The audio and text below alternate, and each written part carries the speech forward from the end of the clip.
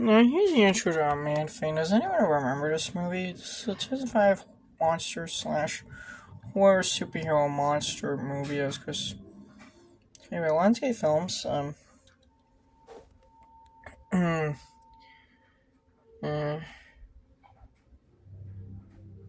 Fierce Entertainment. I've actually seen this movie quite a few times before. The first time I actually watched this movie was a few years ago.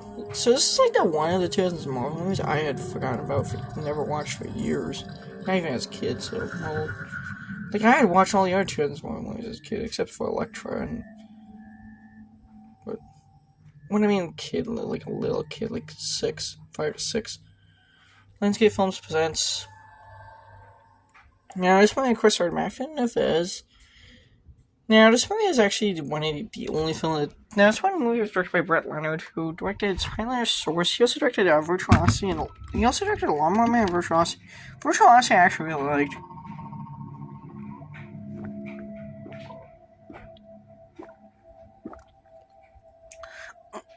The Lawnmower Man I have not watched. But I heard apparently it's a good movie. Apparently it's just a buzz, like, has nothing to do with the Stephen King short story it's based upon. Now, this movie, this is actually the only one of the 2000s Marvel movies that didn't get a theatrical release.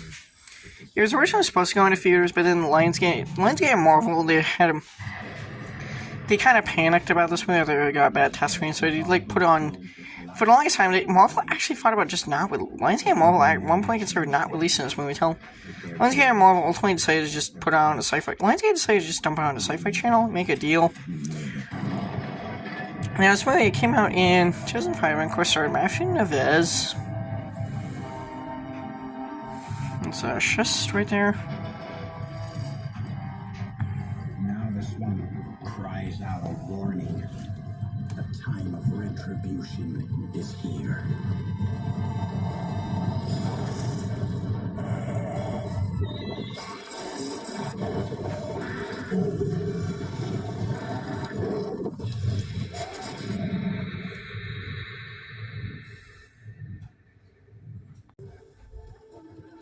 Yeah, this is this movie more like a horror slasher movie than other.